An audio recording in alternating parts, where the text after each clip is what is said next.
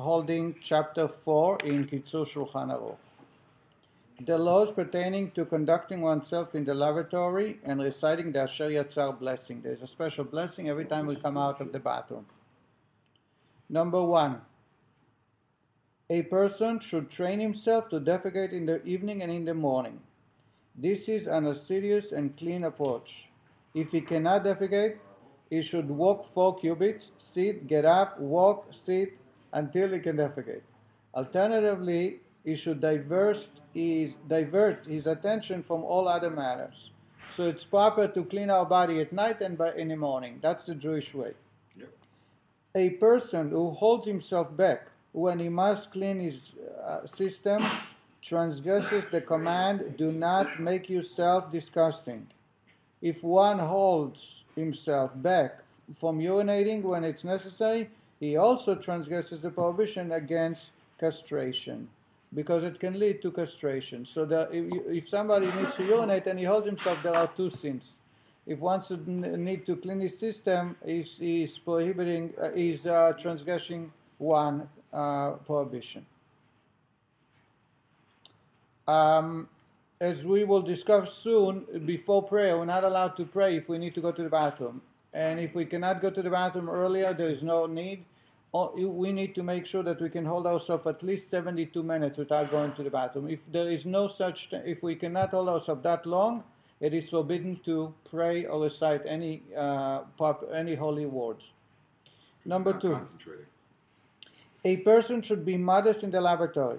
He should not uncover himself until it is necessary.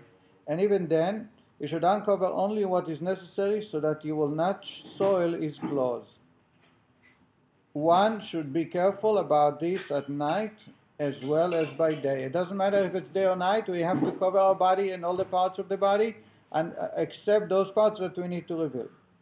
If a person defecates in an open place with no walls, he's walking in the field or he walks and there's no bathroom, he should face the south with his rear to the north, or vice versa. In other words, we can sit either facing south or facing north. That's why we have the iPhone today. It's much easier to tell. However, it is forbidden to face either the east or the west, because God is in the east. If there is a wall, one may face any direction while defecating. As long as his rear is towards the wall, it is permitted to urinate in any direction. Urinating, it doesn't matter. Defecating only to between south and north, no east and west, unless there is a wall. If there is a wall, there is no problem. A person should not defecate in the presence of another person. It is prohibited to do it in front of somebody else, even a Gentile. However, it is permitted to urinate in public even during the day if it is necessary. Why? Because there is a danger of holding oneself back. However, it is proper to turn to the side. When it comes to urinating, it is much more prohibited. The danger is much greater, as we just discovered before. Therefore, if somebody needs to urinate, if he has no choice, he may do it even if others are watching. However, he should go away as far as he can. Number 3. One should not defecate while standing. One should not strain himself by pushing more than necessary, because he might tear the glands of the rectum. One should not hurry to leave the lavatory until he is sure that he has no further need. When a person urinates in a standing position, he should take care that drops do not fall on his shoes or clothes. He should take extreme care not to hold his penis with his hands, because it can lead to masturbation. Number 4. I hope everything I say is self-understood. There is no need. I think it's the only religion. I remember studying this is part of Jewish law. Yeah. We will get later on. No, it's a number manual. 4. It's a manual. I always call It is forbidden. It is forbidden to think about the words of Torah in the lavatory. You're not allowed to not only read a prayer or Torah study in the lavatory, but even think about it. Thus, while a person is there, it is preferable for him to think about his business and accounts. Or do his image. In this way, he will not think about the words of Torah or of forbidden things. And the Shabbat, when it is forbidden to think about one's business, one should think about wondrous things that he saw or heard and the like, but not about his business, not allowed to think about his business on Shabbat, and not about Torah words. Number 5, he should take care to wipe himself carefully. If even the slightest amount of feces is found at the anus, it is forbidden to recite any holy words. If the person is not totally clean, it is forbidden to recite any words. A person should not wipe himself with his right hand, because he uses it to tie the tefillin. Nor should he wipe himself with the middle finger of his left hand, for he winds the straps of the tefillin around that finger. A left-handed person should wipe with the hand which is left for him, that is, the right hand. In the comments, he brings that this is those days that they used to wipe with their own hands. There was no paper. Therefore, the hand, as much as you clean, it's not necessarily be clean. But today that we use paper, it's totally different. It may be allowed any hand to use. Number 6. Whenever a person defecates or urinates, even one drop, one should wash his hands with water and recite the Asher Yatzar blessing. There is a blessing we say every morning, because in the morning we must have gone to the bathroom. Anytime we go, even one drop, we have to say that prayer. When we come out, we have to wash hands outside the bathroom, not in the bathroom, and recite the blessing covering our head.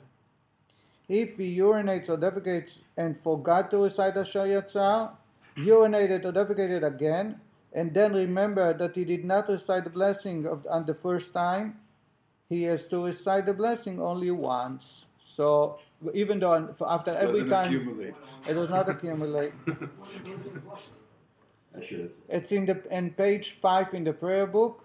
It's a blessing in which we thank God for making sure that there are parts of our body who know how to open up when they need. My favorite blessing. And those that are closed when they need. And it's one of the greatest wonders of our body that the system works the way it works. Because if one part will close when it's supposed to open, or open when it's supposed to close, we will die.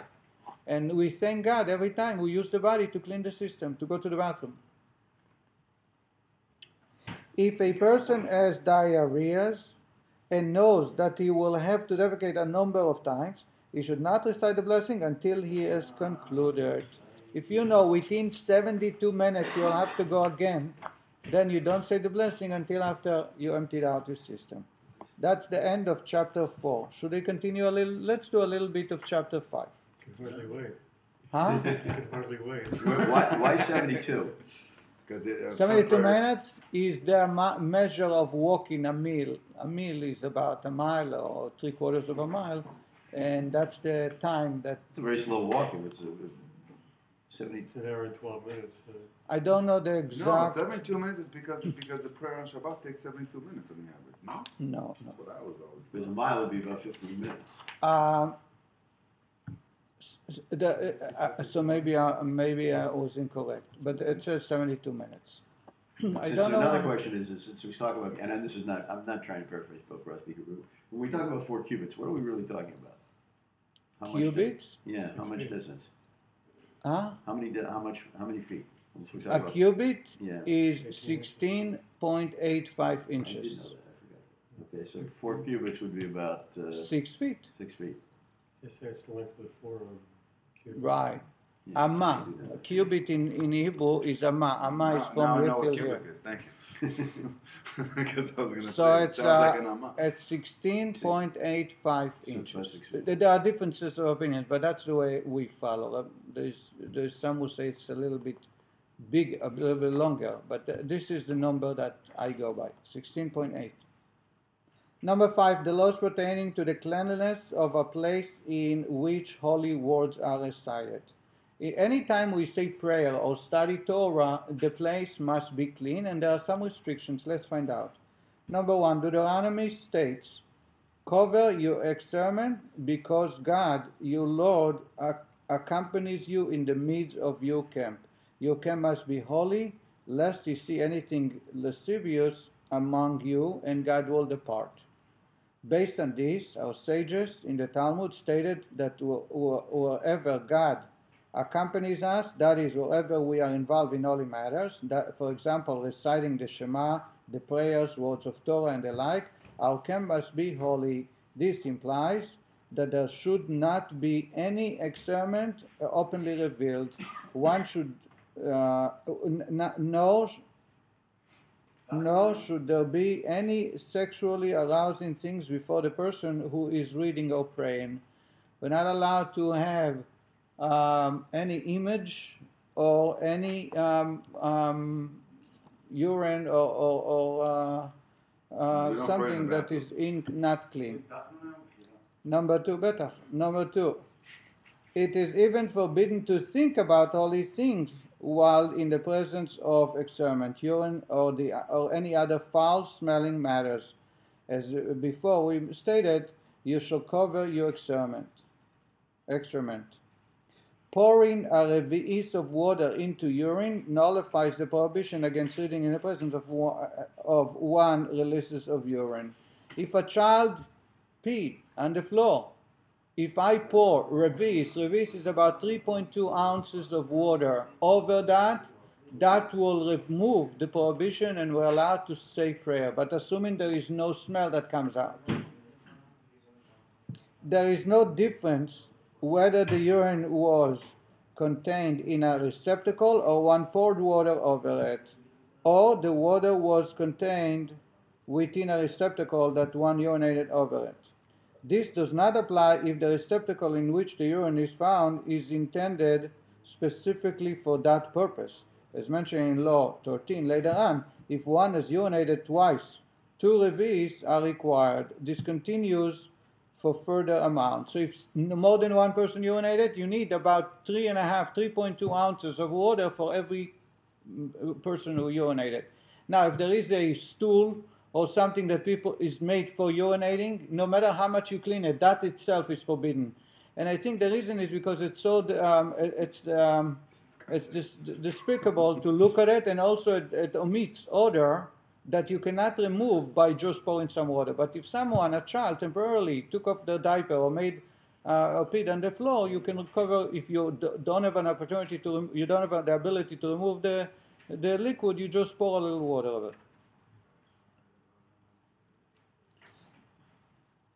Even if the urine is absorbed in the ground or a garment, it is necessary to pour water there as long as some moisture is present. So if you have a child who peed in his pants without a diaper, and it's still wet, it is forbidden to make prayer within 4 cubits of that person unless we pour 3.2 ounces over it. Number 3, we'll stop soon. A person who has excrement on his flesh, even though it is covered by his garments, he did not wipe himself, even though it's covered by the garments, is forbidden to recite holy words, as the psalm states, all my lips will declare God who is like you. Therefore it is proper that they will be clean. Though there are authorities who are lenient in this manner, it is proper to be stringent.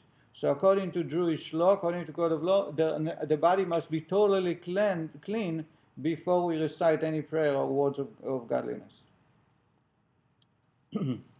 Number 4, one should take care to check before reciting holy words. If there is a reason to suspect that there are feces or urine present in a place, one should not pray in a house if there is a filth in the upper story. Even if it's upstairs, we're not allowed to do prayer. Number 5, when a child reaches the age when children would normally eat an olive measure, kazait, enough of grain. An olive measure is a small measure. It's about, I don't know how much. Teaspoon. A size of an olive. Teaspoon. And he's able to digest it in a time. It would take an adult to eat 3 eggs. The Yavat fixes this age at 1 year. From the child reaches at the age of 1 year, one should separate oneself from the excrement and urine. This applies even to cooked grain. it is good and proper to separate oneself from the experiment of even a child of 8 days. It says it is prohibited as soon as the child is about 1 year old, he's eating already grain, and therefore his urine or excrement is forbidden to be prayed around, even if it's covered with many, many garments. Earlier than that is also proper to stay away from. We'll stop here and continue, God willing, in a couple of weeks. What about somebody